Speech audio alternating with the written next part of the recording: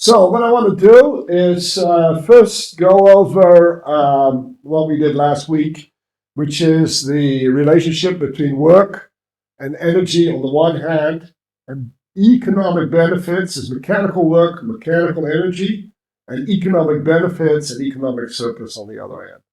And I think this is a difficult matter, at least for me it is. And it's really important to go over this a few times and do it in a way that we're really lay down the intuition and then look at the math and see how that fits the intuition. So here's the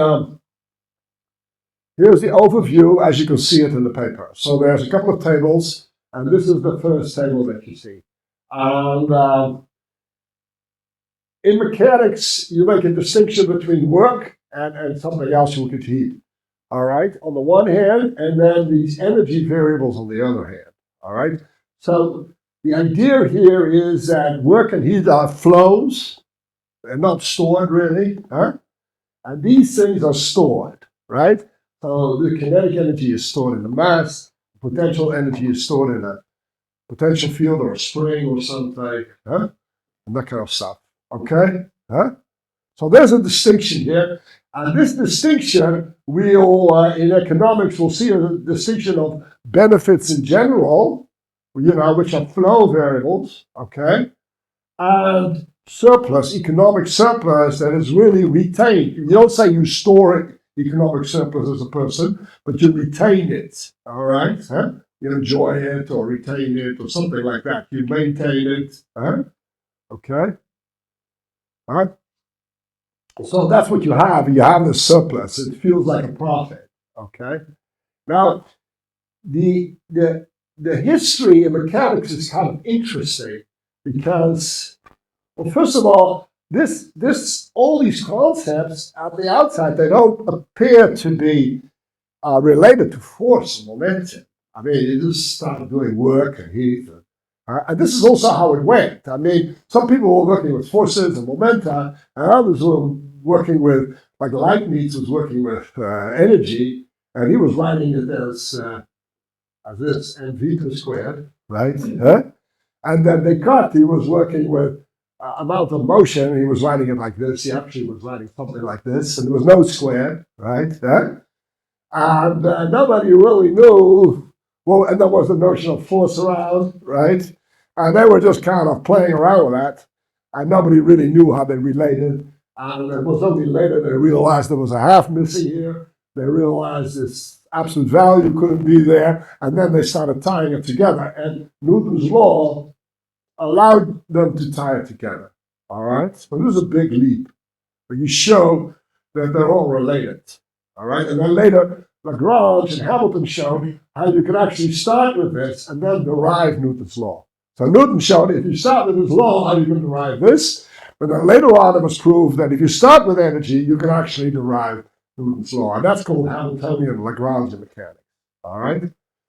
So that's one thing. And the same thing you see in economics. So you can talk about desires and wants and all this stuff and quantities demanded and that seems to be just one area, right, in demand lines.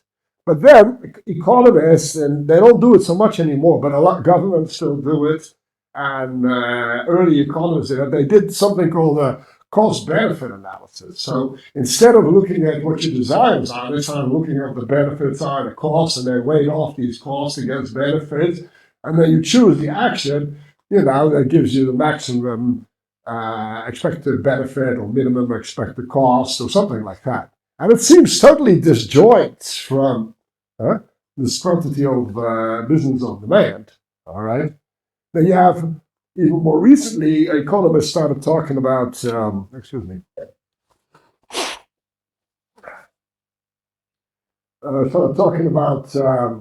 utility, and that was also something you minimized, and how that relates to demand is still an unsolved puzzle. All right. So these things are also, this discussion about benefits are also quite distinct from the discussion about what we had before about demand. All right. So you see, this is something that you see over and over again, that confusions here kind of appear here as well. And because mechanics is so highly developed, what we find time and time again is that we can take the solutions proposed in mechanics and just apply them here and then sort things out. Okay? Economics is a way younger science, and I believe way less sophisticated than mechanics. So mechanics is really a very sophisticated subject, probably the most sophisticated of all subjects, I believe. So then there's another distinction, that between work and heat. Okay, so for a long time, I believe up to Joule, I know it's up to Joule, these were considered also unrelated. Okay, so heat, they didn't think this work could just be lost. Okay, and heat, that was something that you had, and there's also, you can account for it, the heat could flow from there to there, and work could also flow from here to there. So you did work on that, you transferred power, but then some of it just went away, you know? And they just say, oh, okay, there was no law of conservation of energy in total. They just had separate concepts. This was measured in horsepowers, and this was measured in calories, and nobody knew the conversion, nobody really asked themselves the question. And then later it was realized these were both were forms of energy, all right? And you see this. You see, the idea behind work is that you can do with it what you want, right? You can, if you do work, you can transform it into heat. But you can transform it into another type of work, or you can do whatever you want. But heat is a little bit more, problematic. So if you want to heat something up, you can take a paddle wheel. This is what Joule did, and start turning it around, right? And then it will get hotter. But how you get that heat out to make that paddle wheel turn, nobody was able to do. So there seems an asymmetry. And we find that asymmetry here in economics as well. So economists, they make a distinction between consumers and producers. And maybe traders, but they don't really look at that. And there's this idea that these producers, they're kind of doing the work, right?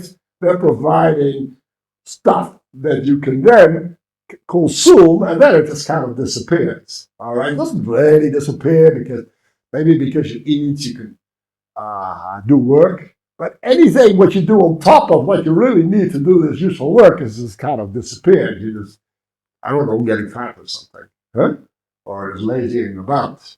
Okay, so that you can really call, consumptive, right? So there's also something about welfare, like this is Marshall's idea that you make a surplus, so this is extra stuff you get, and we'll get to that, and then that is a sort of measure of your welfare. But how can extra money be a measure of your welfare, But the thing you can do is like spend this, consume it, and then you can feel really good about yourself, And the more extra you can spend, the better you're going to feel, so you will say you will have this extra feel good beyond your, what you need to stay alive is called your welfare. All right. So this idea that there are two types of benefits. So here now, one that you can actually do something with, produce or sell. The other that is not sellable anymore. Right. That's very much built into economics as well. So just to summarize it, there's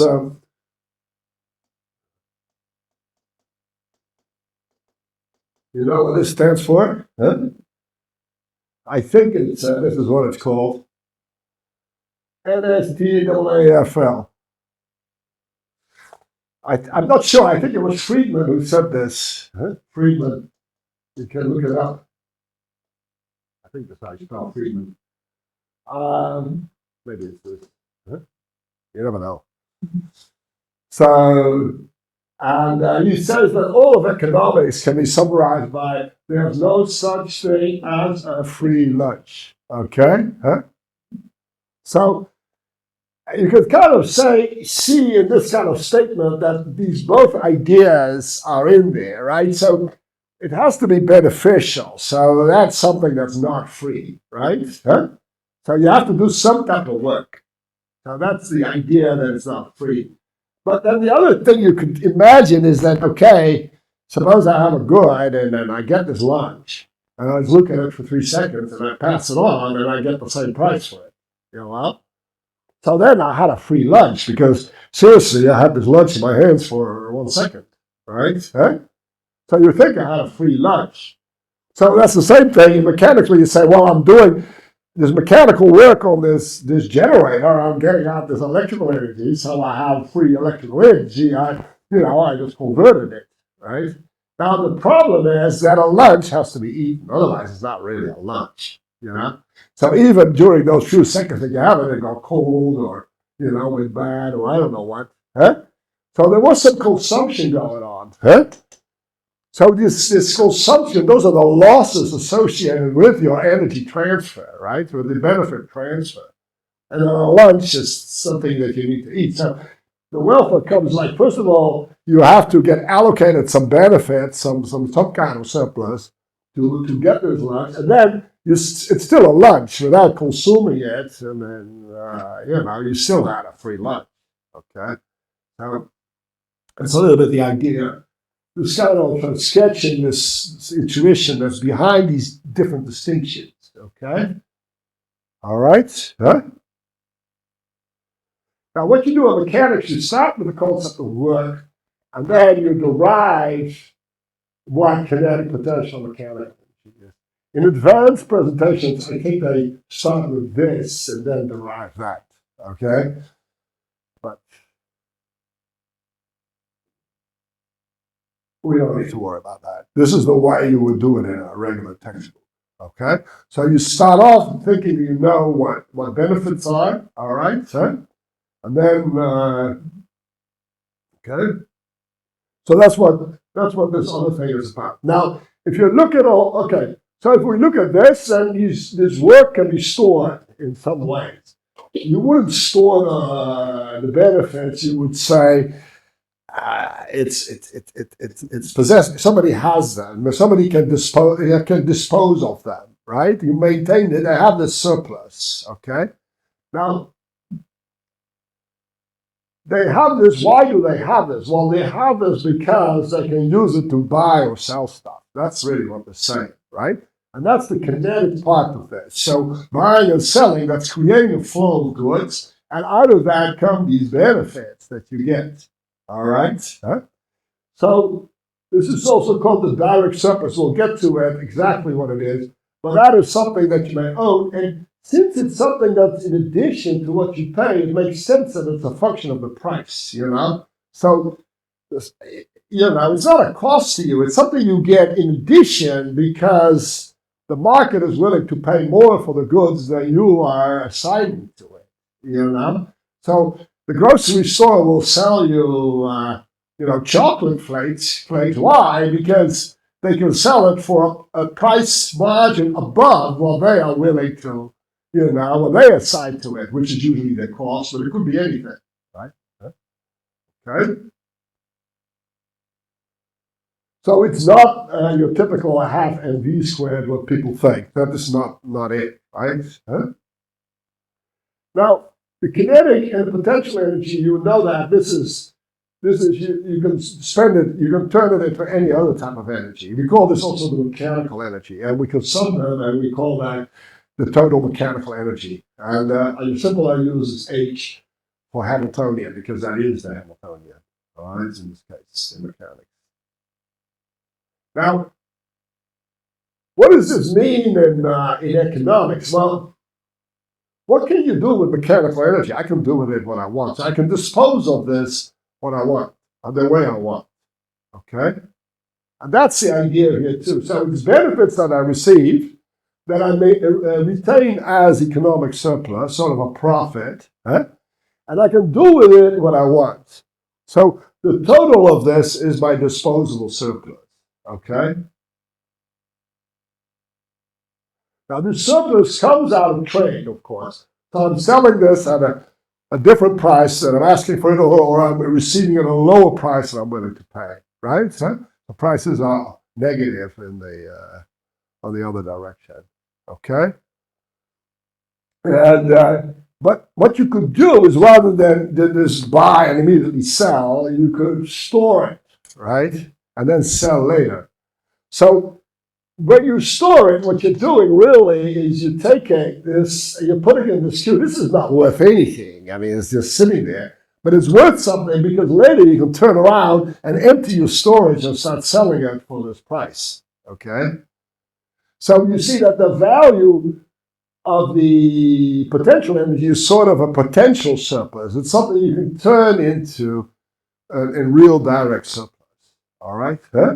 But if you look at how much you have in total, you've got to sum them to get this. Okay? Okay? So in economics, people call this sometimes a direct surplus, but usually this is just called the economic surplus. And then this is indirect, but I think potential surplus is also a really nice name. It's potentially turned into surplus. Huh? Okay? So if I converted all my potential surplus into direct surplus, yes, I essentially increase my price that I can get for it, or is it the price that I... No. You just assigned a price to it. That's all you did. Here, you kept track of how much you have in stock, right? Huh? And then you know that your desires for getting more or less are related this way. But what you have is the stock, all right? Huh? Here, what you have is the price that you assign to it, how much it's worth to you. Here, it's not worth anything to you. There's no notion of price. You see? The mass stores the momentum. So the demand is the thing that stores the price, that maintains the price. Okay? So without the demand, you don't have a price level. You just have this stuff. Okay? And the best you can do is, say you have this store, you can attach some kind of frictional element to it, and all that will happen is your store will just empty, and nobody ever knew what it was worth, all right? Because the physical goods are just flowing out, huh? And nobody is paying you to store this, so this person who's doing this is just, he finds these goods are desirable, and he's getting paid in kind, as it were, all right? Huh? So the situation is the same as in mechanics. If you don't have a mass, there's no momentum. So you can ask yourself what the concept of a force is then, right? Huh? Since you need a mass in order to define force. So the way you solve it, you imagine there's like a unit mass, and then you say, all right, I'm going to take this force and pretend that I'm accelerating this thing, and then I realize it's this force is this much. But you could have used anything, right? Huh? You see? Huh? To describe this process. So this is also a first order process only. Huh? And it doesn't involve momentum. And the same thing here. If you have just, they call it comparative statics, there's no notion of price. Just desires.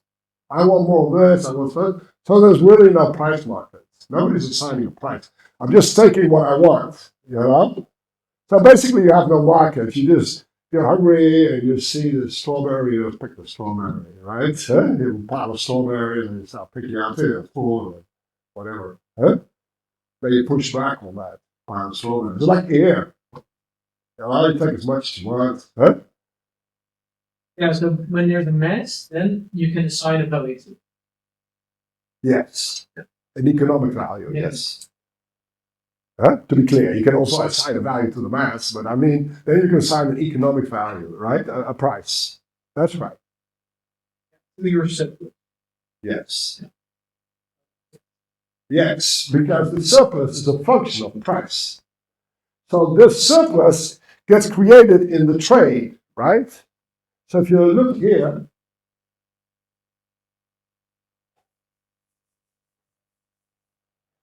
this is Marshall's picture. This is the demand line. So here's P, huh? This thing is M, huh? And here's V, huh? And then he imagined the surplus to be this, right? Huh? This is a typical picture as you'll see on Wikipedia, right? Huh? Now, so what is this? Well, this line here is the line P is mv. Now, where does that come from if you have no mass, right? You don't have a demand line. That's the whole thing. So you can't even define what this thing is. Okay? Huh? How do you define kinetic energy if you don't have a mass? Huh? It's a problem, right? Huh? You can define potential energy as a little bit weird because what is the force? Well, that's a little bit like advanced treatments start off with this and then define a force. But that's just not how we do it in mechanics. We start somehow with the benefit, work as, as a primitive thing, and then later on we'll worry about the fact that we haven't defined the force and then say, oh, it has to be equal to that. I mean, we just know that. Huh? Okay? Huh?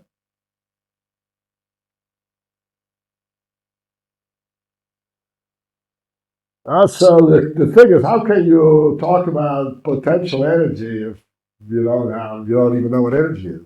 Huh? Huh?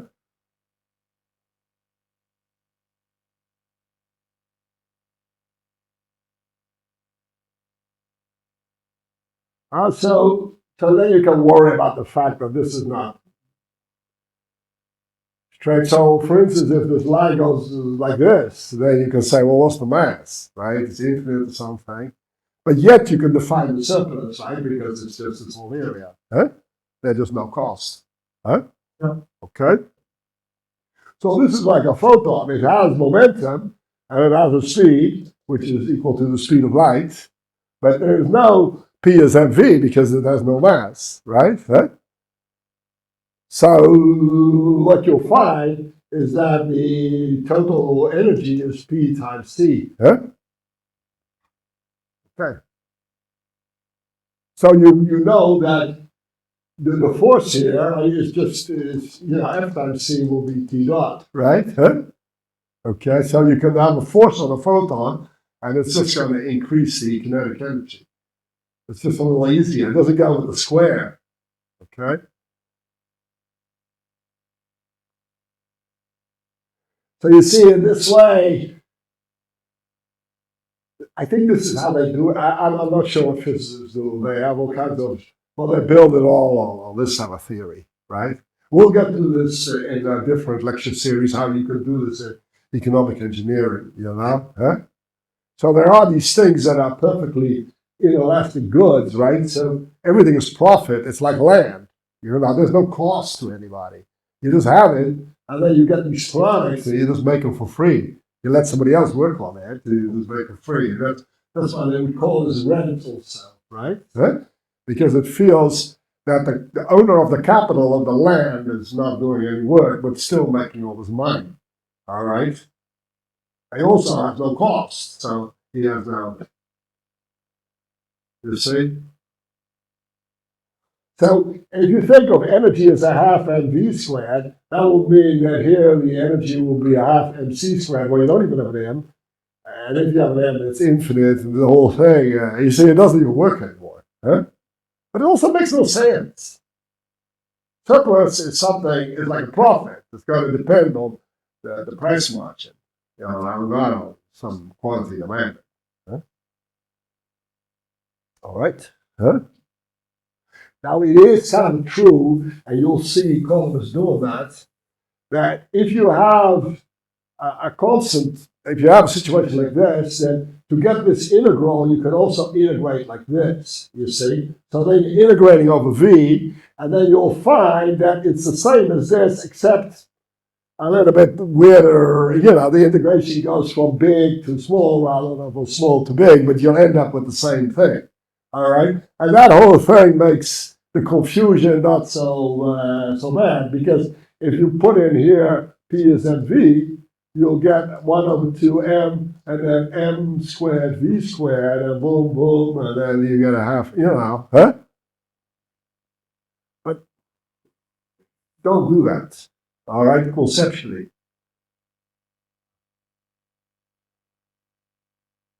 There's other reasons. If you do bond graphs, you'll see that an I element, huh?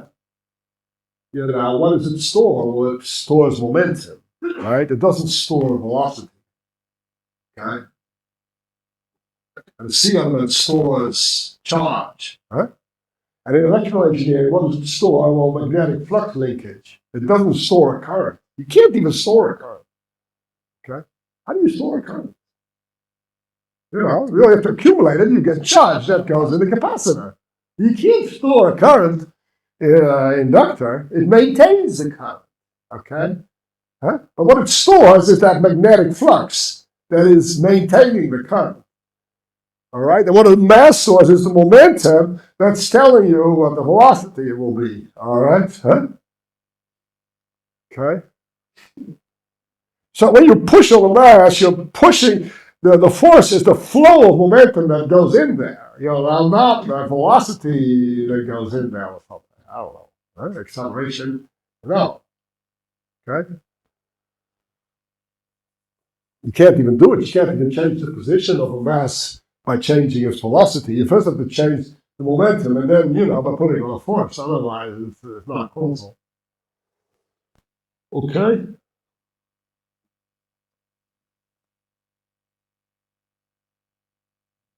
Now, all these things can, so we have this energy, and what you can do is that energy can be transferred, right? Huh? Now, if this is surplus or benefits, then we can transfer the benefits, but we don't say that. We say allocate. Huh?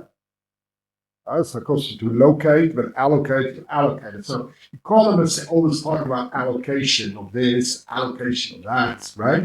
An efficient allocation. And they might summarize the entire economy as all about efficient allocation of resources. All right. Now, one way to interpret this is that what an economy is doing, it's just reallocating the surplus in different ways, just like what any mechanism is doing is transferring the energy, to various positions, okay, the various locations, to where you have it, to where you want to go. If you have it in some gas, you want to get it into, I don't know, a car movement, or if you have a heater, you want, huh? So it's just a transformation, and we would say it's allocated, all right? Now, in engineering, we know that in mechanics, but especially in electrical engineering, they make a difference between reactive balances and active balances. Okay, so the power is really just a flow of energy, right? We are very sloppy. So we would say things like the power flows. That's really not right. The energy flows, and the intensity of that flow, that is the power. So you have to say the energy flows, and the power of that is this. But I also don't do it. So there's a sort of weird way of talking where we always confuse the two, right? Huh? That's okay. Huh? But nobody likes to talk about the flow of surplus. It's just weird. So you say allocation of surplus. Now, when electrical engineers think of power, they make a difference between reactive and active power. I don't know if you guys know about that. Huh? So active power is a power that actually does what they would say work. So if you put on a light bulb, right, then that is active power. Now, if you start on your mixer or some engine and you use it to mix something, that is active power. But there's another problem with active power, and electrical engineers have that in their in big electricity networks. That if you have a big company, then you start these motors, and it takes some energy just to get the thing running, to bring up all the magnetic fluxes and everything. Now then they start doing work, and you make all this extra power, but then you switch it off, and then these motors, they kind of break on the net, and they push the power that was in the rotation back into the net, right? So it gets resent back, and they do it reactive. So they get these big power spikes, and they can't charge the customer for this. So it's really a big problem for them.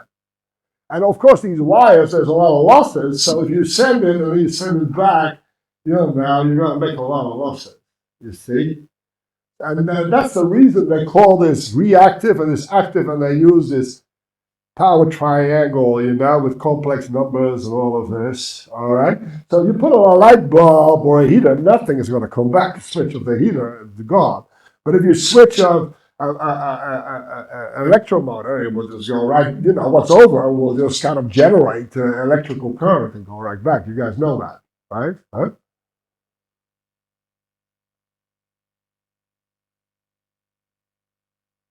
So they make this distinction. So I like to think of the allocation as two types. You have reallocative, so you can move it from one to the other, right? So you can allocate and reallocate, and reallocate. So I'll call this reallocative efficiency. So you have this power balance, which I would say is allocative efficiency. So in the bond graph, you can really see this. You maintain that, so you don't have any power loss.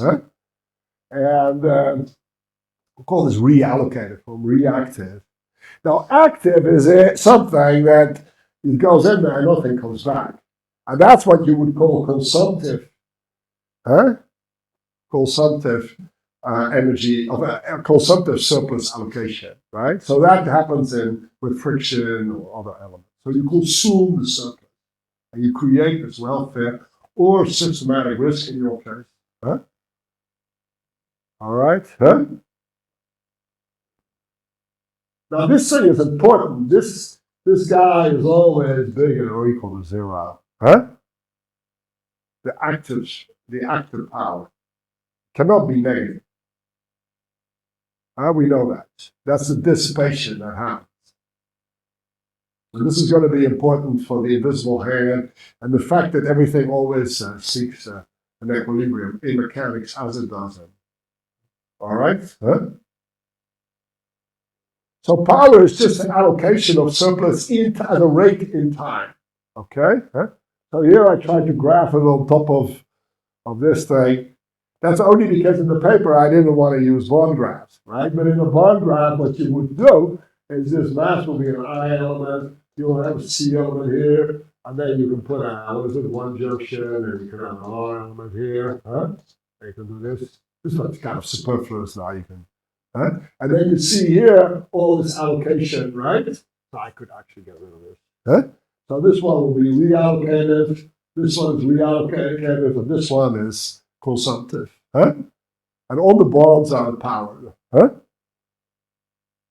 And these arrows give you the direction or where it happens to go. Start assuming that you have a room. Yeah. We'll call it something because that's cool. Yeah, you can't get it back out of the heat, back into. See, that's the point. It's gone. It's not gone, it's in the heat. But it's not reallocated. You can't reallocate it. So you can consume only once. You see? If you put in the work then it would be. No, then you haven't reallocated it. You have to put in more work. That you got lost, right?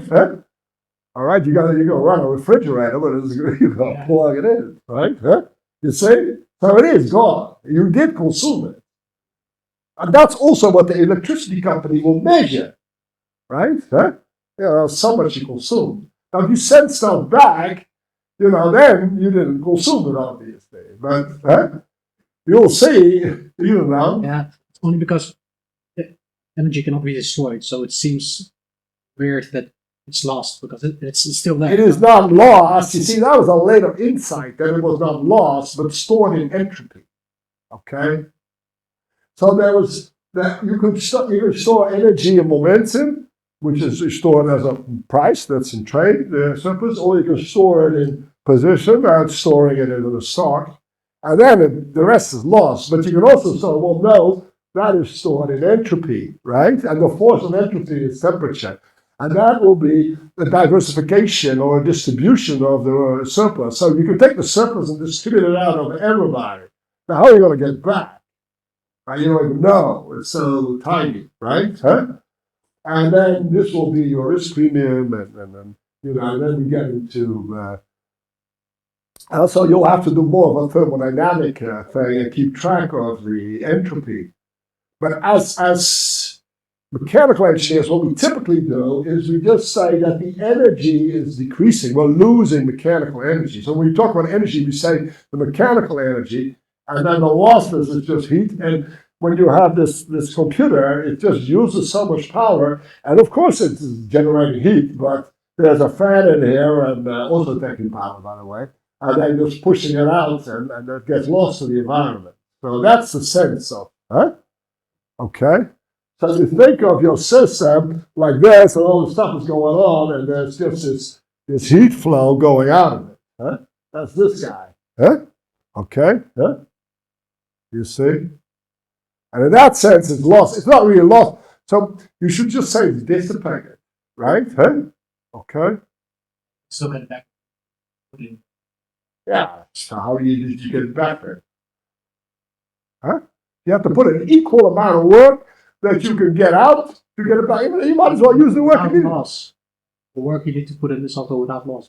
Yeah. Loss in your work, then you still. And how much work do you have to put in? Exactly the amount you got out. So why are you doing this to begin with? You might as well just use that work. So you see, that's how you define heat. It's exactly at the point where the amount of stuff you have to put in to get it back is exactly what you're going to get out. So in effect, you're doing nothing.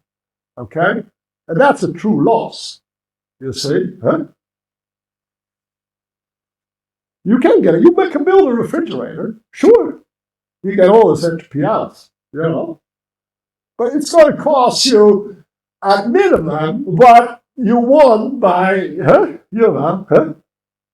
Okay, so why are you doing it? Why don't you use that electrical power straight if you need it so badly? Okay? So that's how you have to think of it. You see?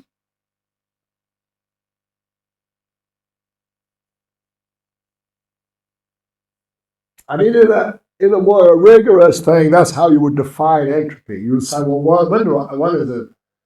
When do I have an entropy death? Is exactly when I have to put in just as much work as I can get out of it. So at that point, as soon as you can get something more out, then you're still okay. You're not in equilibrium. So if you build a Carnot machine, you have these things at T1, T2. These things are okay, but then the whole thing is, you still can get something else, right? And that's the availability. And so it is here, right?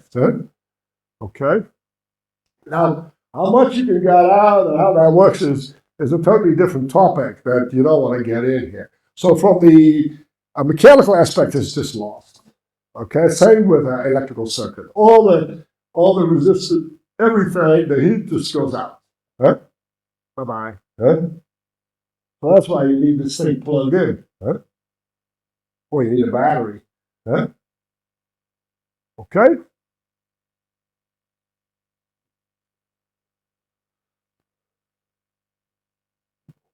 All right. Now, let's take a little closer look then again. So this is pretty good, right? It's actually harder than you think to think of these things straight. So I know we went through it last week, but I think this is, I'm quite happy with the questions because it takes a while until you see the inevitability of this. Now, this is the way it's done. Okay, and you can kind of, typically in mechanics, and I think it works really well for economics as well. So we already know, because as we started off, we know what this is, right? This is a want, or a desire, right? Now we can want all we want, but if we don't get it, does it make sense that we're getting any benefit? No, please, right? This is precisely the idea of not getting any benefit. Right? Now it's like I want stuff, but I'm not getting it. So, like Mick Jagger says, he's not getting satisfaction, right? So these benefits, they give the satisfaction, and just having a bunch of desires with nothing to show for, right, or without receipts, is just nothing. So just having this want, this F, that's nothing. That's the same in mechanics. You just have a force flying around, and you're not going to do any work by moving it around, then you're not doing anything. You're not doing any work. All right? Now let's focus on this V here. That's the quantity demanded. So suppose I get a ton of stuff, but I don't want it. All right? Literally, right? I don't want it. Now, am I getting any benefits? No, of course not. Right? I don't want it, right? I don't want to get rid of it either. I just don't care, right? Huh?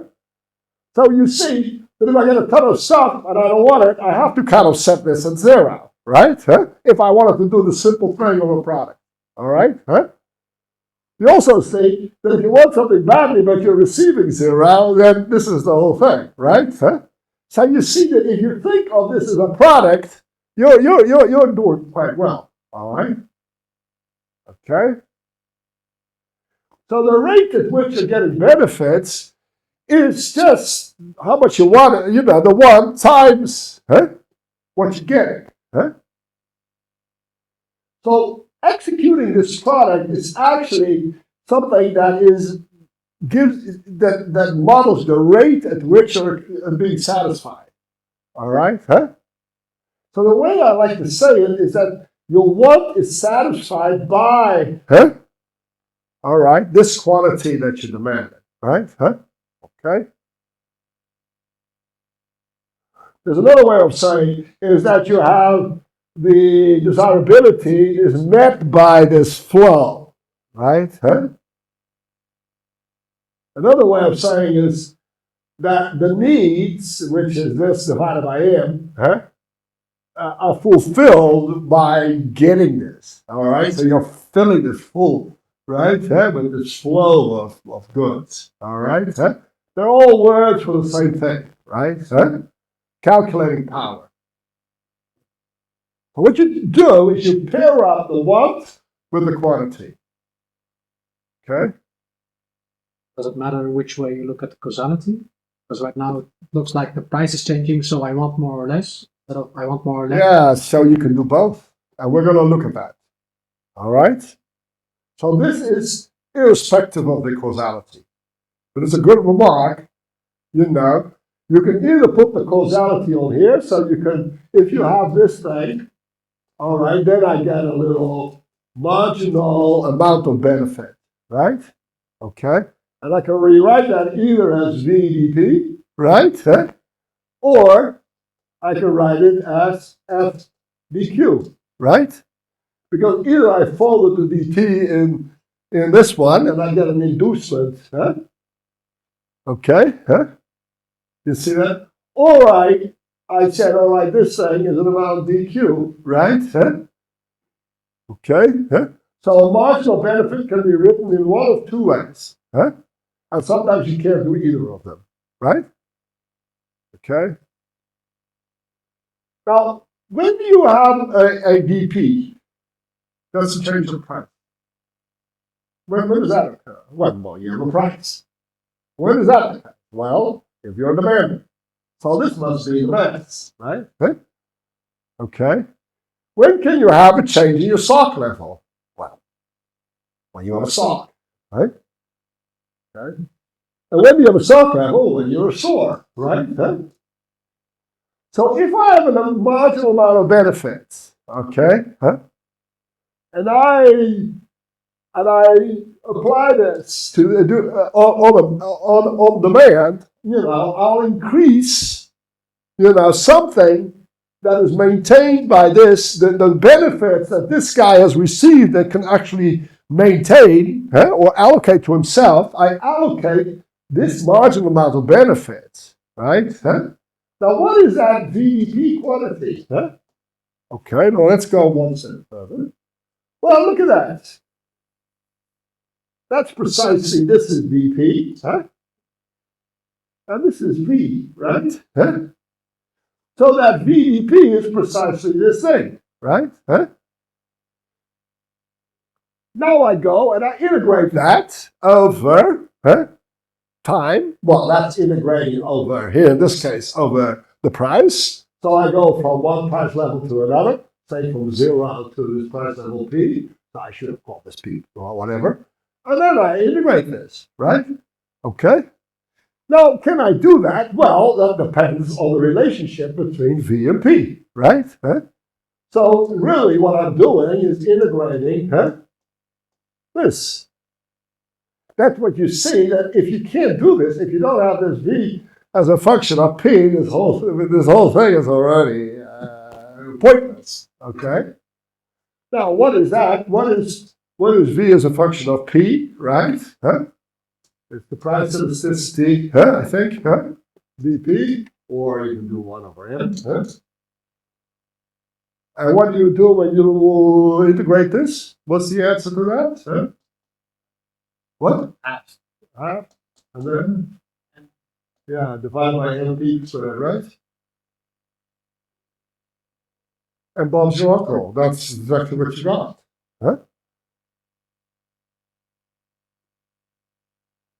Now, what made this whole derivation work? All right.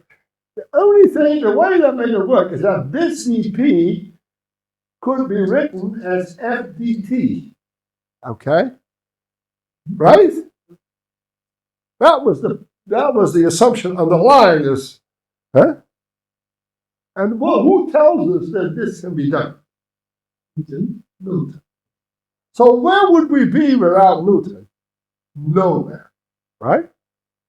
So you see, this whole thing works if the economic force, the want, is indeed over time an inducement to increase. Otherwise, the whole program stops. Okay? This is then also the connection between force, perspective, and energy. That's right. Yeah. And kinetic energy. So without Newton's law, you can't make the connection. And then you see where that half came from, right? You also see why this cannot be V squared, right? Because suppose, how in heck are you going to get a half mv squared by integrating VdP? I don't even know how you're going to do that, right? I mean, you're integrating over P. How can you get a V squared here, right? I just don't even know how you're going to do that. So you will have to say, all right, I have F times V, so somehow I have to rewrite, I have to integrate over V, so I'll have to rewrite this as a, as this thing. You're not going to get anywhere, So you can't use any known law to arrive at the fact that these represent any benefits, okay? In fact, they don't. That's why this is a co-energy. This thing cannot do work. There's no way of integrating this to get that. Okay? There's no way. Now it so happens that for a linear line, they are numerically equal and blah, blah, But I wouldn't rely on that, especially not conceptually. You see? This is called the work energy principle. So it says that the way you define work is in such a way that the infinitesimal amount of work is equal to an infinitesimal change in energy. Okay? And we would call it the benefit surplus principle. So it's saying that an infinitesimal increase in benefits when it's allocated to somebody must be a marginal increase. I said infinitesimal. I like to say marginal when I speak economics. Marginal increase of the surplus, and there's no other way. Okay, because of we know that the change in price must be this inducement. Okay, that's how it got resolved. You see. Otherwise, you just guess it. And you don't know where the factor half comes from. You will never be able to figure it out for a photon, right? So for a photon, it's actually easy. So, suppose you have these services that are delivered at a constant rate, right? That's a photon. Then you have to integrate VdP. Now, this is super easy. All right, so here's dP, here's a dP. What is V? Well, that's just constant. So it's a constant times dP. You integrate that, you get a constant times the integral of dP, which is constant times P. Okay, why? You could have seen that immediately, right? Okay. So we will see later, this is like certain services, right? So if you have a house, these are housing services, but you can't deliver more than 24 a day. You're always delivering 24, right? Whether you use them or not. So this is like, or if you have land, it works like that, right? Okay. And it's purely inelastic, just, okay.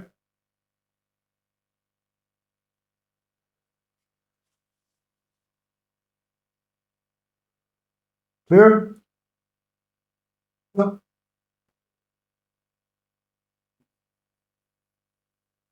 Now then you may ask yourself, what is this half mv squared then, right? Well, obviously it's this integral. Now let's take a look at this.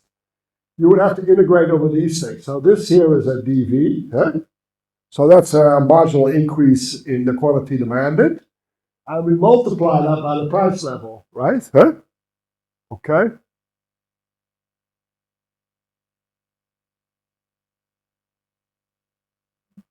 You can do that. So what this is what they would call the marginal cost, right, of an extension of the demand. So you have needs to go a little bit further. You call that an extension of the demand. I'm going to extend more, but I'm doing it at this price level, right? So approximately the price stays constant here, all right?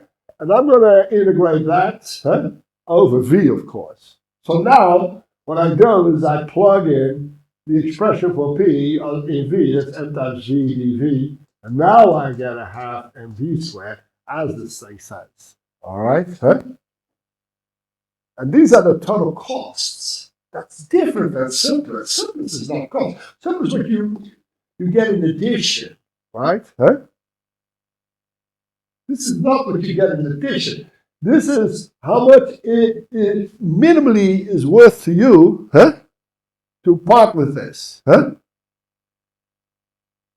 assuming that the price doesn't change.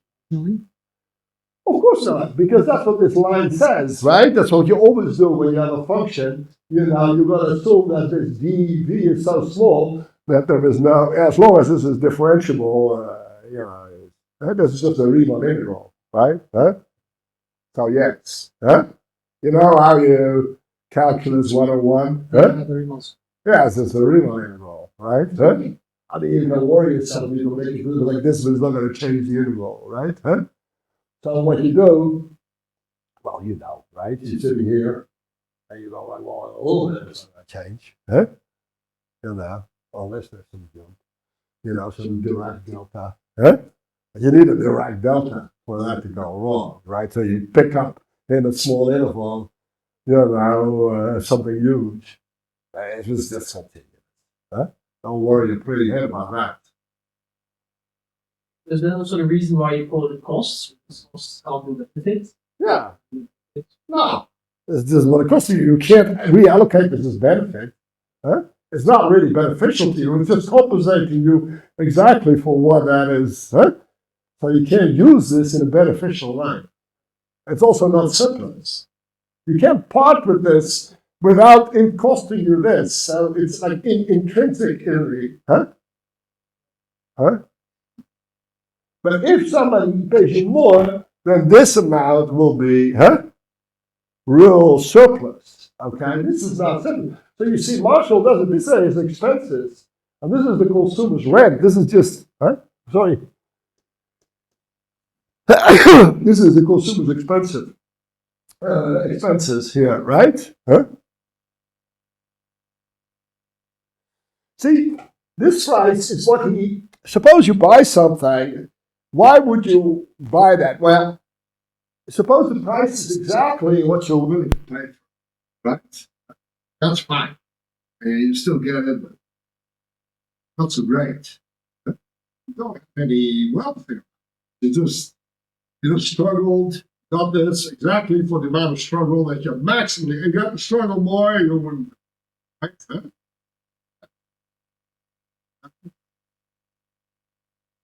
It's just the cost to you. What's the cost to the supplier? Well, lower than that, I don't sell. If you say more than that, I won't for that because it's just around limits. If you below that limit, then you're going to make a lot. I can make money, have a profit. And if a consumer, if you buy it, you're willing to pay 100 euros, and the person is giving it to you for 50, you, in a sense, you have a surplus of extra 50 euros that you could have spent, but you didn't, so you can use that extra 50 to do what you like. That's the idea of surplus. And that's the idea that Marshall has here. Right?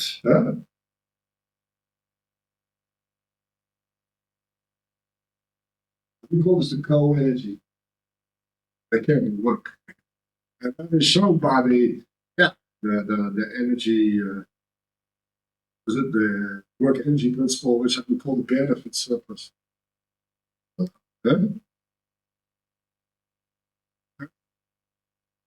Now there's another way of doing it causally. So you see that there are two causal ways. One is you realize that you can integrate BP, but the causality for a store is different. So you don't store up by buying a want, but you store up by flowing in some goods, right? So you will do something like this, okay?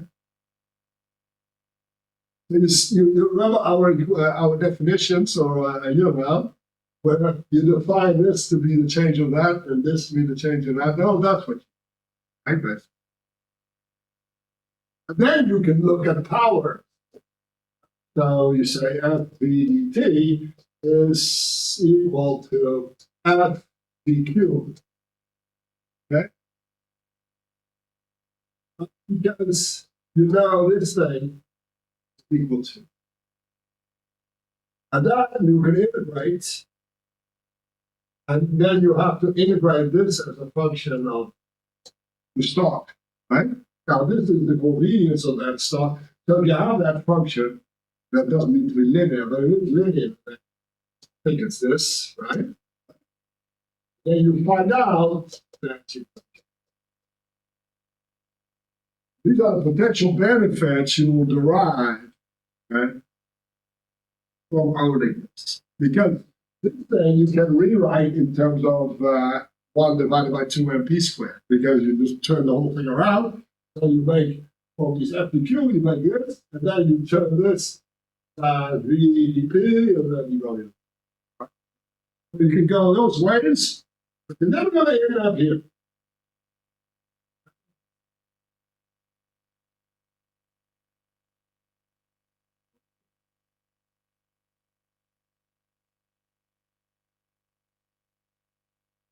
To do this, you always have to pay attention. There's a minus sign the way it forces fine. Or you just remember that the total cost is equal to this. So this was a cost. This is a beneficial thing. So in the Lagrangian, now you see the minus sign. Right?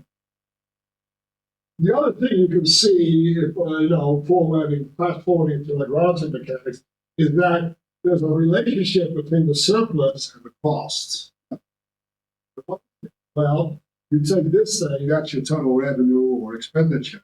You subtract the costs, you're going to get surplus. That's just saying that this whole area minus that is that. Right? This is sometimes called the Legendre transfer. But it just says an economic surplus is revenue minus cost. It's kind of obvious. Right? And this is what I love. This kind of stuff. And this is how you go from a Lagrangian to a Hamiltonian, right? All he did was change from this thing that has no benefits to another one that where the benefits are stored, and then you'll see that this is equal to that, and all of this is disposable surplus. Okay? Okay? Everything just makes immediate sense when you look at it. Okay?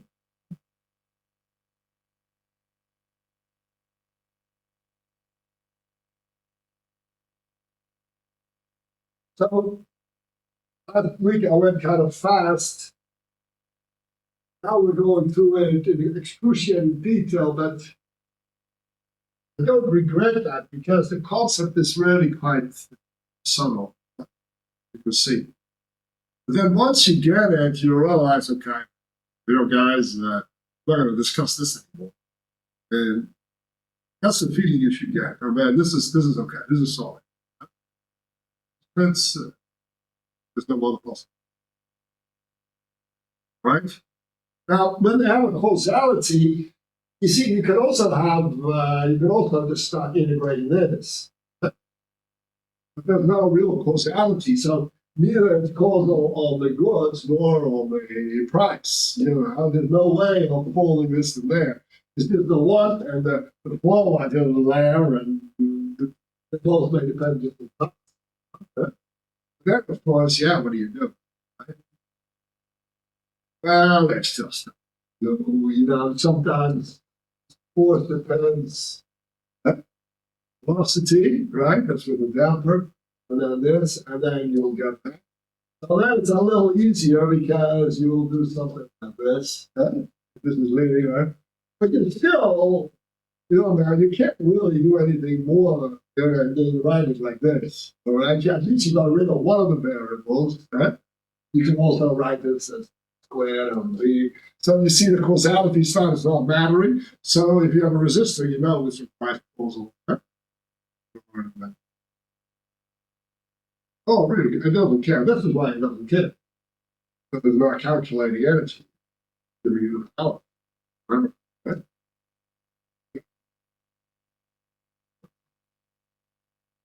So you don't get further than that, and you can say, well, what's the problem? Well, the problem is you don't know what the path this thing is taking. So this time integral, if you do it like this or like this, it's going to give you a different number. Huh? Not like you can go from this Q level to that Q level, because independent of how you go.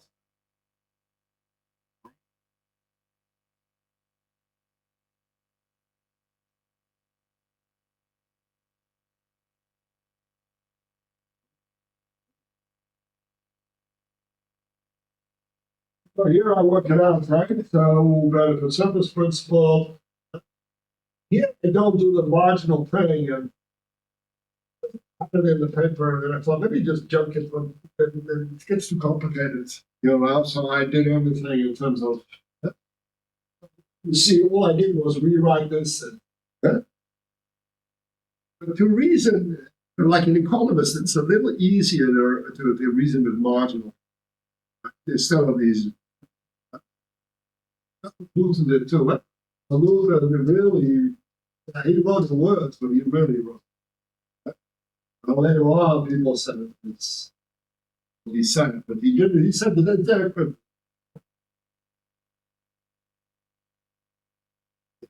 People that write whole papers about why this is different, and this is the misunderstanding. Mostly philosophers. This. Yeah. For me, it's a question of. This is more of a level variable. This is like a flow variable, right? So a little bit depending on analogy is. So that may also be a nice point to make. Yeah?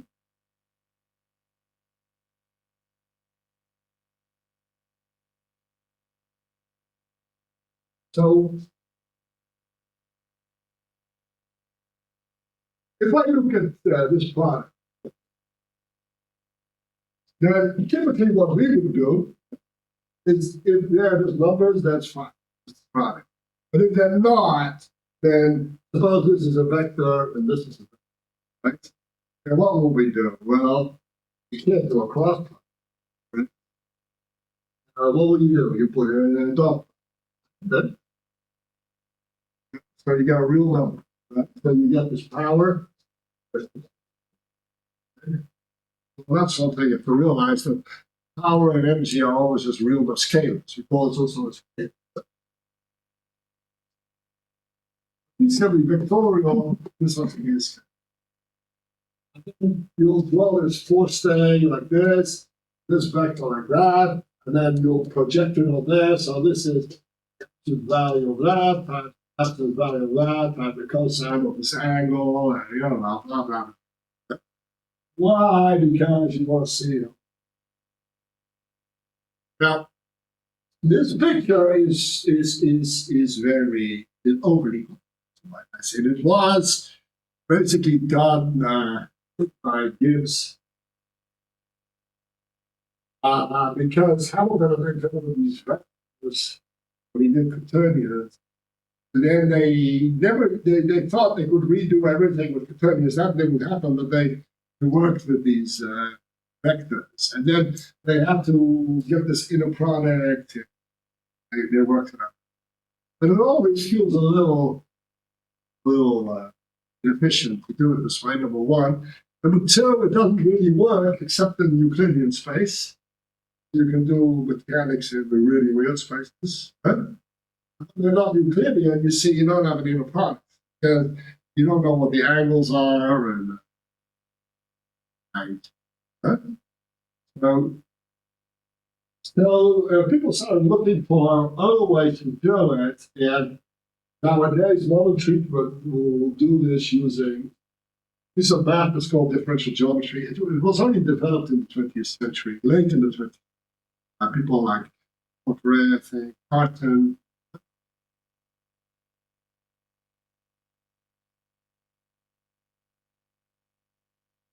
All the names that escape. But it's a relatively recent entrance. A lot of mechanics has been rewritten in these terms.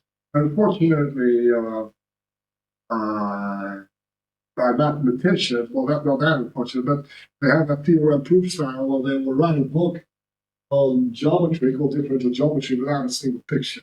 And it's just very hard to even fathom how that's possible. Right? But you can make pictures, and I actually believe this was a trick I learned from Bill Burke, who wrote a book called William Burke. I'm going to do this. You can actually make this happen and think about this, and I really like that. The reason I like it in economics is suppose that in economics you have this space, and here is one thought of good, and here's another type of good. How do I make sense out of this angle? It just feels it makes no sense. Right? So how do I tell this angle in order to be able to define what the cosine is, and I can make an arbitrary measure, a metric, and do it, and then prove to you that it's independent of how I did it, and blah, blah. But I feel it's actually more meaningful to have a slightly different perspective on this. That gives you immediately the intuition, or why you don't need this inner product. That's what I wanted to do here, right? Huh? Maybe we can end the lecture then, because this is something. So what I'm going to do is explain to you these pictures here. Because this is how to do it, right? So I'm going to take you first back to something very practical and mechanical. Then, so I want you to turn off all your vector calculus. Then I'm going to try to translate that into economics, and then I'll show you that this is the way you can satisfy wants. All right? Suppose you're a hiker, and you don't have many in Holland because it's a flat country, but all of us have gone up the dike or climbed. So when you plan these hikes, they have these topographical charts or something, where you would see this line, right? This line, yeah. And these are different height levels. This is 10, okay.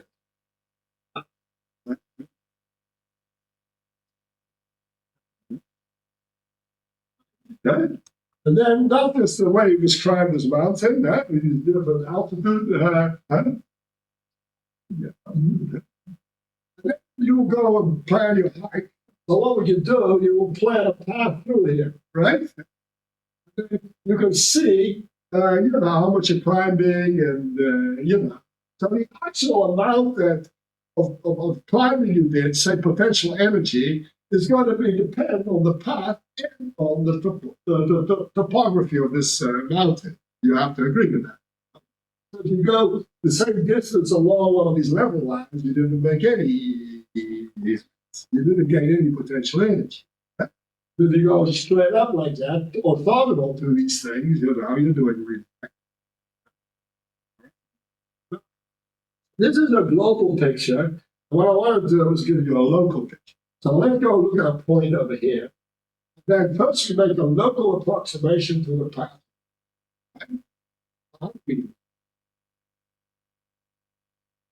Yeah. How does that one step go in the curve? No, be straight, right? You make a step in one direction. You can't make a step. So it's got to be some kind of line, right? So if you do one step, you approximate. So one step is the direction of the step in a line that's tangent to this thing. Now, you may make a small step or a big step. Okay? Or you may change the rate at which you're doing this. So how do I represent that? Well, I think by a vector that is directed along that line whose length is exactly the rate at which I'm moving per unit. Right? So many steps or so many standard steps. Okay? So what I'll do here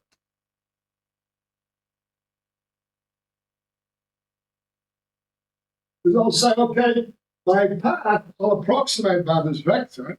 The length is the direction in which I'm taking the step. The direction is the direction I'm taking it, right? And the length is just the speed at which I'm going. So this is how it works my velocity. And I'll go back. Imagine this is economics, so this will be some kind of good here, right? Q2, and this is a Q1. So then this vector would indeed be how much of each good I'm acquiring. Okay? This will be the path that I'm going through. This is how my accounts vary. All right? So the action I'm taking, you can imagine this is the hiking part of it, right? And, Now, what now the next thing we do? So now, what this color was. Now, if this vector were along here, obviously not making anything. So, okay, now we have to somehow approximate what that mountain is doing at the point. Right? How would you do that? You have these two level lines, one here and one there. How are we going to approximate those? What I would suggest is using a ladder. So I take a little ladder and I put them against it. Right? So a ladder has these rungs, and they're straight. Now this thing goes there wiggly way. But what you could imagine is that you have a ladder, and you just put it straight at the mountain. Okay. All you have to do is uphill direction of this ladder. So it's not like this, but like this, right? So I put a little arrow here. That's the up direction of this ladder. So if I get this ladder, it tells me this is the way up. Right? I have this nice Swedish ladder, very nice, and very light, and this is roll it out, and it says this way up. Put it there. But I can't do it like this, I have to put it. Right? So what have I done? I've approximated the mountain at that point by two rungs of a ladder that are separated. Right? The separation here is exactly one step. And it's easy. You have an easy ladder. And you separate it, and you make 1 meter per second if you go with this velocity. If you go a higher velocity, then you're going to make 2. Right? Lower, it's going to be less. Right? But you see here, it's not so clear. This ladder changes. So here, the rungs get a little closer together. Right? Right? So it's like a ladder that keeps changing. So if you're here, you're climbing like a maniac with the same velocity. Okay? See that?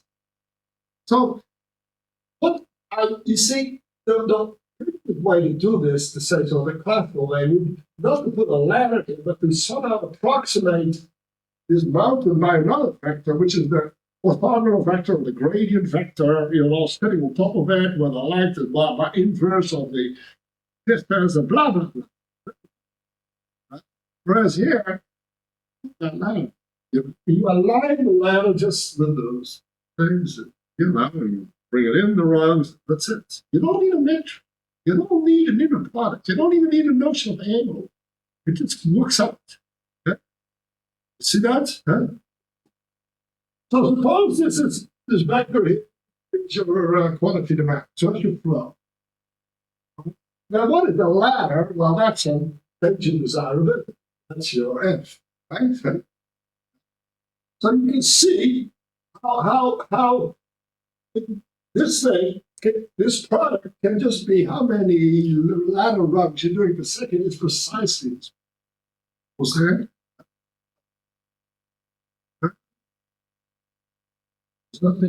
So I'm a little bit confused when you say it's orthogonal to contour. It's not orthogonal to. It's parallel. So here's a piece of a contour. Here's another piece. Right? Yeah, I mean the ladder is parallel, but the arrow is orthogonal. No, that's parallel to the parallel. Oh, the parallel to something else. Nothing is orthogonal. It's not. No, they're parallel. But when I draw them, they overlap each other. So I have the vector here, and I have the ladder there, and I can just count how many times this overlap fits in, and that's the range. See? Only use parallelism.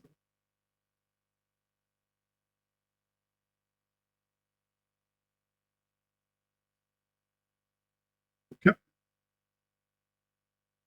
Now, if you have an electrical circuit with a low element, it kind of works like that. So suppose you have this element here, then you think of the current as a flow, right, going through. So this is the flow of goods. And the voltage, you think of like these two things, and you kind of give a number here. But that number is precisely the distance between these rungs of the ladder, right? You just plotted them on the same distance and put a number 50 here, the other one number 10, right? So that's what's happening here, right? You see? Now in this case, the desire is the rung of the ladder. This is what we call the covector. The one, this is the vector. This is a true vector. Now this is a covector. It kind of eats this vector to give you that number. Huh? You see? We're now looking at energy levels, right? So No, power. This is suppose this is velocity. This is the force. Huh? yeah, the contour lines, so the purple lines, those are energy levels. The height levels. Height. Yeah, height within one sense of like. No, this is in this case. It's just. I understand the like topological Yes. analogy, but I don't Oh, see, yeah. So economic engineering that. So it is really potential energy. Building up because you're going higher. yeah, here you see here what it will be is if this is the velocity, this is the force, then this will be the momentum you build. Okay? Huh? Okay, if you just count, right? Now if you think of a product, you're building up the power. Okay? All right. So these lines are separated units of momentum, right? And then you'll calculate this thing, right? So every unit of momentum, you will all through it. Right? So you see? So there are momentum levels. Yeah. Yeah, see. You see that? Yeah. Huh? So that's how you have to see this here. So you can see that in the impedance analogy, this will be the flow. The flow is really a vector now. And this must be a desirability level. So you say this is the unit desirability here, right? Huh? And then you multiply it by just saying, okay, this fits twice, right? So the power, this product is exactly this, and the power is 2. See? But you can turn it around. You will say this is the force, this is the way Newton looks at it. This is the flow of price, right? The flow of value.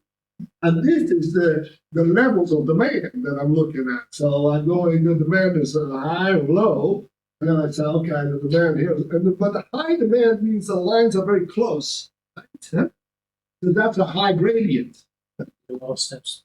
Yeah, of course, because if this is really close, and for that same flow, you're counting a lot of them. That's why it's a cone vector. It's the nice way of seeing it. Huh? So then you can make sense out of this awful thing, like then I don't have to explain what is all this and what is that and what is such, You just have to see that the pairing goes with one vector and a covector. If you have a flow of goods, you need different desirability levels that you go over, right? So there are the changes of desirability. I said momentum, it's better to think of this in different levels of voltage, desirability, right? And you're building that up. And then by going there, you're going to build up, now energy, right? Because at that moment, you're getting an amount of power, right? And then when you go all the way up, then you accumulate. That's fun, right? Vector is not vector. Yeah. You will not desire. Don't want that all. Yeah. You want that. Yeah. So this is your want, right? So this is what you're vectoring. Okay. Yeah. Then this price is zero. So you have two prices: the price of these goods and the price of these goods in this one or this basket. You don't care about. But if it's like this and the want is not like that, but it's like that, you're going to accumulate a little bit, but also a little bit in the other direction. Right? Find the products you have, for example, then one direction for one particular service, just for the other. We'll do that later when we figure out that you can take a general. Okay, we'll do this right here. This is what we're going to respond to tomorrow. But you see here, I have two stocks, right? So here you see these are now vectors. All right. It's really your code vector, and this is a vector, or the other way around. And then you see they're all dependent, but I can rotate things in such a way that make you independent. So I have two different baskets. So these are apples and these are bananas. But now I have an apple basket of some fruit salad, and another fruit salad that are totally orthogonal, meaning I have no cross elasticities. This is what they would call Marshallian demand. So you can ignore the demand of the others, but this is what they call, Moravian demand, where you get these cross elasticities. And we see that when you have mutual inductors, or when you have rotating bodies, you can see that you need the principal axes so that the rotation doesn't really get messed up. Right? You see? Right? So if you take this perspective, this, this business is, and it's precisely right what you say. So you can imagine that you're coasting along the level, so nothing is going to happen. Those are the principal direction. Now, so you choose a basis of desirability goods, then you can, if you have that basis, you can find the basis of desirability levels so that this one is. I mean, look, it's a little bit of a proof, but we'll do this later. But you'll realize that if the suppose a positive number should have been greater or equal to zero, when this is always a positive number, then it can always be done. You can always decompose it. Well, Huh? That's precisely right. That's precisely right. So you see the picture, it's a little bit of advanced math, but once you see it, it's kind of very clears things up.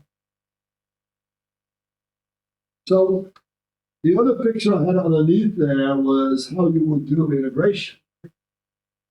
So you can see you have a choice here. Either you call this a flow of value that meets that demand level, or this is a flow of goods that satisfies the want, right? And you see how the terminology and the particular analog I use are. Now, when you go up that mountain, right, then you just, at every point you do this, so this is the integral. This is the integral. Okay? The integral over a path is nothing more than taking this and doing that at every point. That's what you call a line integral. And done right. If you don't do it like that, you'll sit there with one vector here, a force vector there, and v there, and then inner product, and then you got to move this over, and then you got to move the whole space over. You can do it, and then they use these double-R's and run directional derivative, and it's very, very interesting. Very, very interesting. Well, this is kind of the right way to do it, and I think it's worthwhile to just see that without having to read a whole book on differential geometry. All right, just because we have these two analogies side by side, and then you see that it all depends on. You always need a vector and a covector. Two vectors. What are you going to do? It's just two people walking in different directions. There's nothing you can do with it. You need the mountain, and you need you need a ladder, a rung of a ladder, and you need a step. Right? Okay. And these two interact in a natural way. All right. In one analogy, impedance, then the steps are the desirability level, right? And the steps are the flows, right, of the goods, right? Because the step is the vector. Yeah. That is the flow good, and the desirability, the top voltages are level, right? So it's a desirability level. In the other analogy, the mobility, the velocity is high or low, right? So those are levels, and it's like demand is high or low, right? To quality. And then value is the flow value. So the path is actually just turn it around. The only thing the math says is you got to move here. You got to move. Right? Yeah?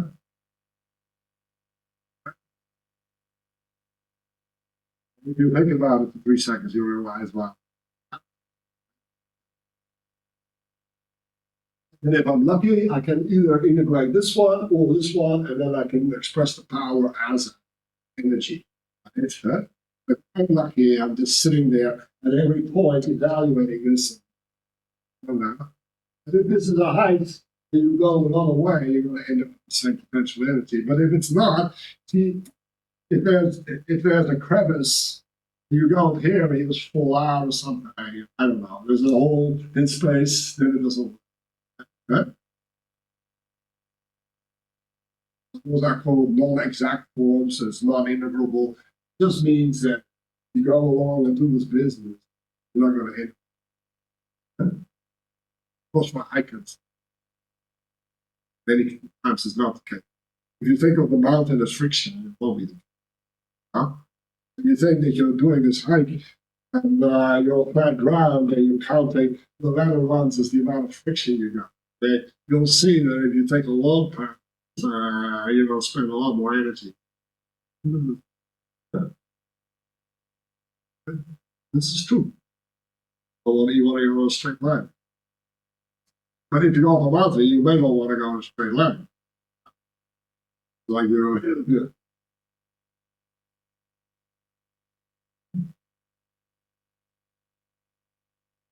This is what is also called through and across variance, right? So the vector is the through, and the across are the ladder line. And you can choose whatever you want.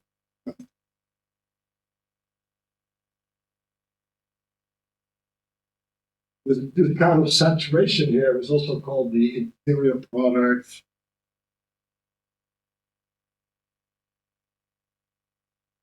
There's all kinds of things. We sometimes write the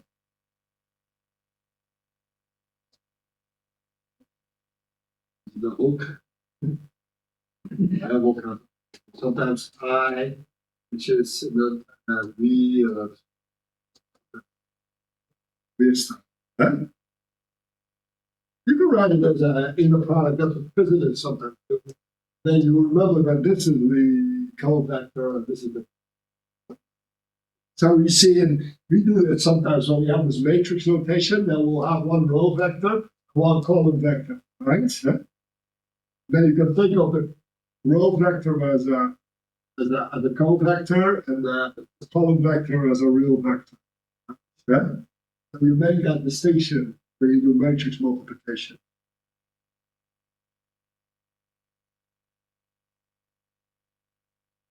Okay?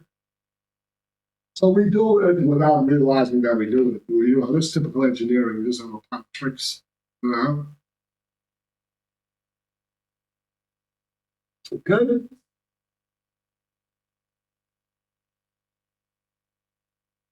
So I think we want to round up this lecture by just one more time going through here. So there you go. You see, this is just, when you look at the work that you do, so those are the benefits. You haven't said anything about path independence or anything. You just say at any moment in time, I can just calculate how I'm stepping up some ladder, whether it's friction or potentially, and I don't care. Right? So that's the rate at which I'm acquiring the surplus. There's the rate at which I'm acquiring this energy. Right? And the rate I do, I just take one vector, one a covector, and I just do it. Right? Now, what's done here is that you say that this is equal to P dot V. Now, what does that imply? When you write P dot, that really implies that there's a P, which is the integral of time of this thing, right? So that means this thing can be integrated independently, all right? Otherwise, it wouldn't be this function P. This thing would just be some number dependent on the path, but it wouldn't be a function, see? So that's the real step that is made by saying F is P dot. And that's what Newton did, you see. So he not only says, he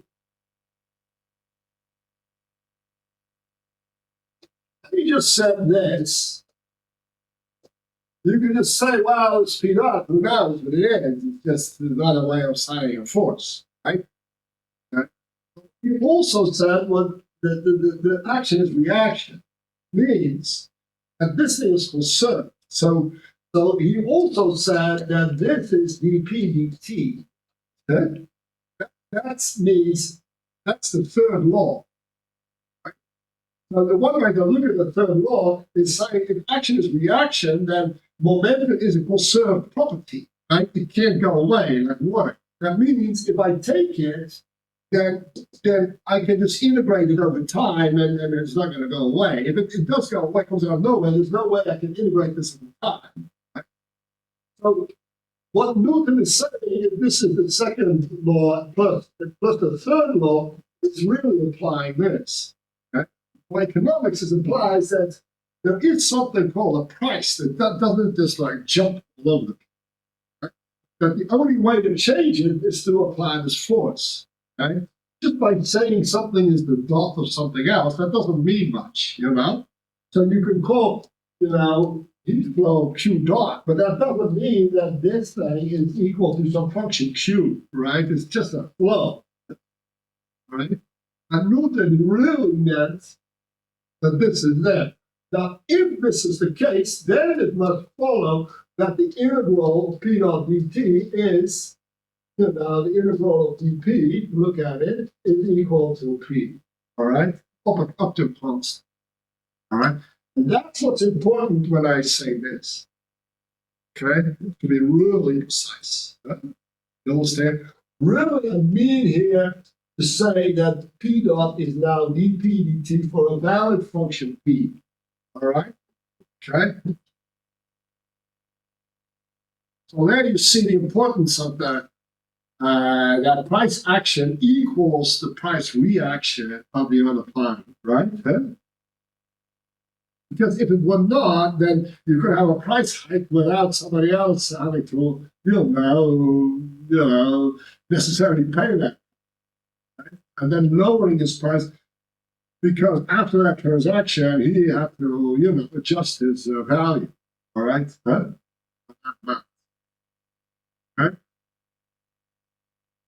the same applies when we say V is Q dot, right? So it just says when you have flows of good, these goods can't just disappear. They have to go in the air into some stock. You have to be able to keep track of them. So there are certain services that just seem to come out of nowhere, and I don't call them commodity, right? So you can't really keep track of them, and then you have to exclude those from consideration. Otherwise, you cannot have a store, right? And the store, this stuff is showing up below. It's ridiculous. Huh? You become Jesus Christ, like you're sitting on this table, and there is not enough wine, and then you take the water, you turn it into wine. Right? It's okay that Jesus did that, but that we are going to do this and run the economy that way seems less realistic, right? Okay. So,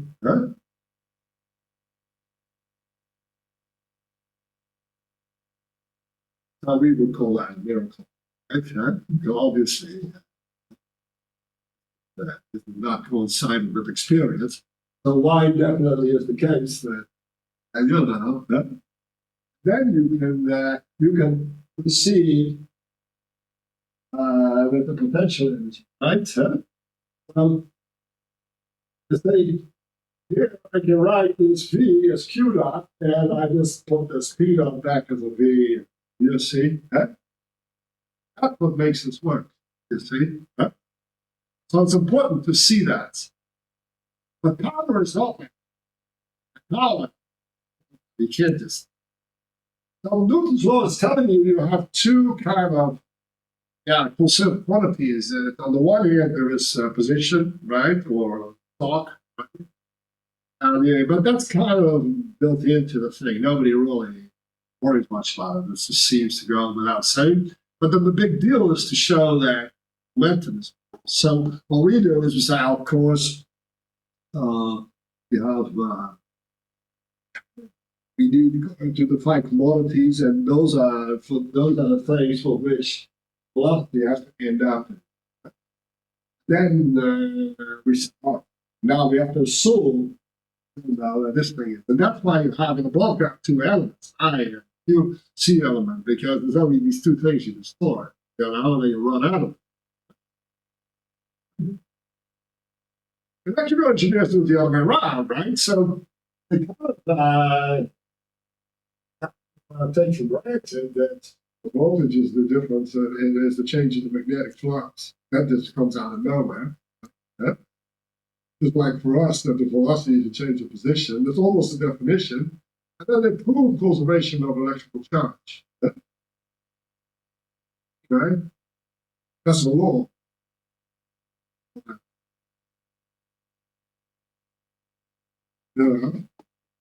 So the parallel to the law of conservation of charge is the conservation of position. And if you say that, people are weird. Like, what's he talking about? If you talk about momentum, magnetic flux, electrical engineering, what's it? Don't even know what you're talking about. They don't do it a little differently. You can do it the way.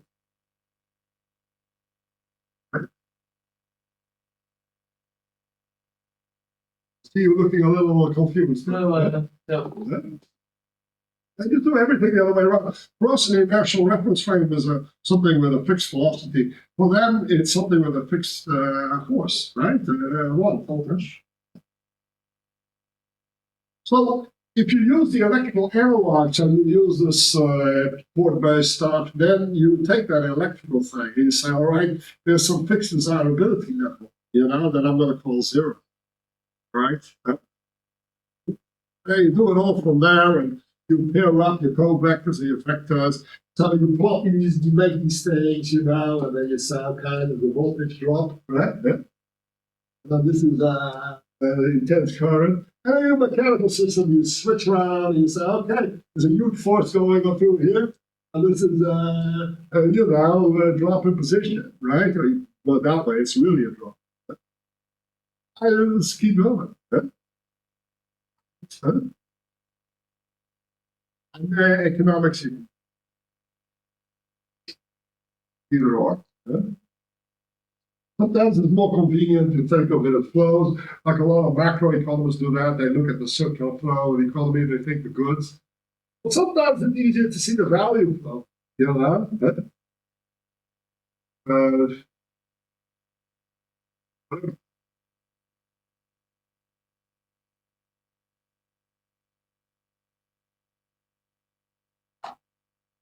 Now, here we go to the point where you see you don't have this nice mountain that you can just keep track of the height difference and calculate that, you know, that it's independent of that. You just have something really, you know, you just walk around in the Netherlands and then all of a sudden you have to go through some marshy area, where you go to this. And you have to keep track of that. Then it all depends on what path you take. You want to take the highway and all some kind of dirt road and you see those. So the way I did it in the paper, you don't have to really do it now, is I use the benefit surplus principles. Now, at a certain point, I started doing what you're really supposed to say. You say, I have this, you know, so that is this surplus. I can allocate that, so this is the rate of allocation. But now I can say that this force here is equal to, so I can look at this P dot, and it goes right through here, and here it's just a force on the gap, right? I can say, all right, so what's happening here really is that there's this value that's being transacted, and this guy is just taking his cut, right? On that. Right? What cut is he taking? Well, that's exactly P divided by M or P times P, right? Because that is B times P divided by M, which is B times P. Yeah. So you'll see that this cut he's taking, this is the incentive that he requires in order to conduct that trade between you and this market that's out here. All right. So that's going to depend on the amount of goods that this intermediary, right, has to transact. So he's transporting your stuff to the market, right? Now, if that is linear, then this will be B times B, and you will get minus BV squared. Right? The sign is just saying I'm subtracting the kinetic energy is reducing, so your surplus is reducing at this rate. Right? You have a surplus, and then slowly you start just reducing at the end of the month. Right? So by looking at this, you'll realize that what you want is that this thing has always got this minus sign, and that this is always a positive number. Now that's the case if you have a linear damper, but that doesn't mean any type of friction. As long as this is a positive number, you're going to be right? Weird.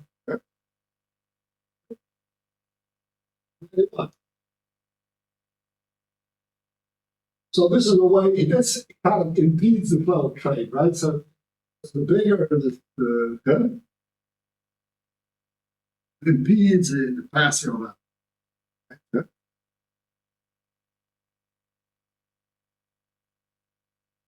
You can turn it around. This kind of impedes the communication of the wants. So you have this thing has got some storage goods. It's designed. You want those, and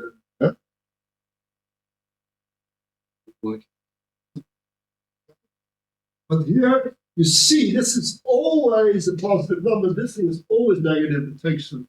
Right? This is very different than reallocated benefits. This is really consumptive. Just takes it out of the surplus. That's what these guys do. They have all this great surplus, and they'll just take their cut. What they do with it? I'll tell you what they do with it. Though, if you really think they're a damper, and you imagine this damper, and there's some oil in there or something, these are all little traders. And they'll all get a little bit of this surplus because the energy will be spent, will be going every which. Right? So it would distribute about a very large group of people. You can call that. That's what Smith says here. So they are led by an invisible hand. Now, you can think of the invisible hand as exactly this force, right? What does that do? It pushes, right? This force. So this force, in a sense, we're making the invisible hand visible here. It's just this force, right? Drawing it like that. And your electrical circuit, you made it visible by drawing the code vector, right? Yeah. You're visualizing this hand doing the pushing. Pushing you. Just do like this, so you see the flow. Huh? So then that would make nearly the same distribution of the necessities of life, which would have been made had it not been divided in equal portions. So you see, you can just read it as if, it's just, this is exactly this oil that's in there. And then this invisible hand is just doing the pushing and the pulling, the same way as it's supposed to. I like that kind of thinking about Spencer, right? We'll see later about equilibrium, but you know this, that if you're lowering your damping, every system will come to equilibrium. It just provides a really greatly optimal function, everything stops, right? Of course, if you have something like you, fluctuations go back in and it will stay just out of equilibrium, but that's the same. Huh? You'll be this.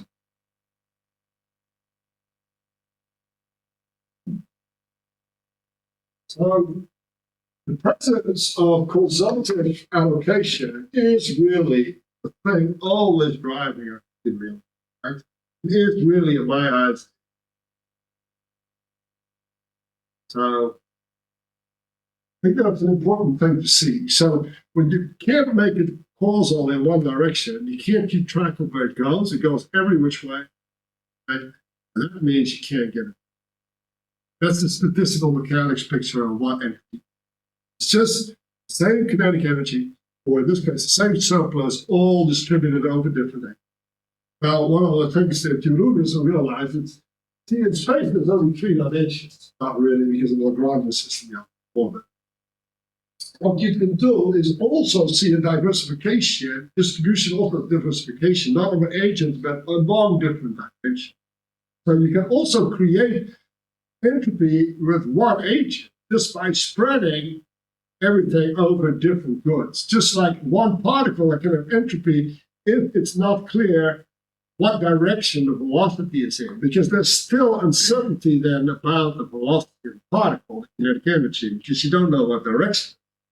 And only if you know the direction of the kinetic energy surplus, do you think you can do something with it, because then you go sit in there and then pick it up. But if you don't, you're in the wrong place. You first have to find out. So that is the way we then get diversification, entropy, and those things into the engineering.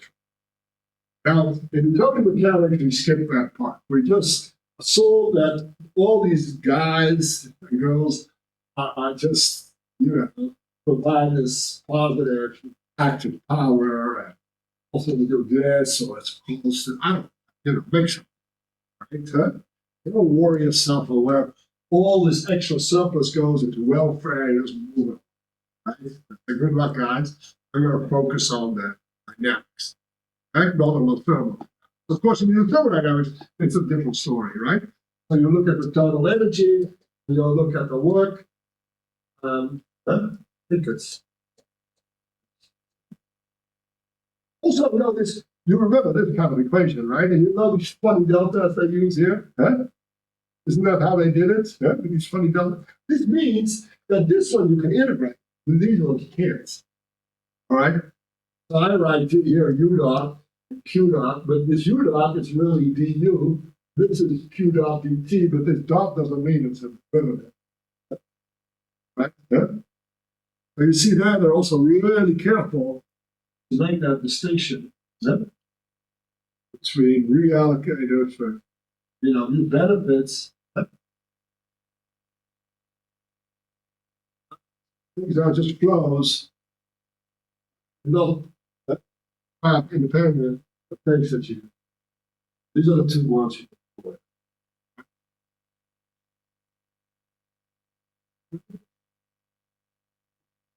So we ended up just reviewing the other things. I'm very happy about it actually. So then after the break, so next week there's nothing. You can go. We'll also have to plan something new. The next week I can't be there at all. Right? So either we do it at a different time or. Anyway, let's stop the recording. Yeah?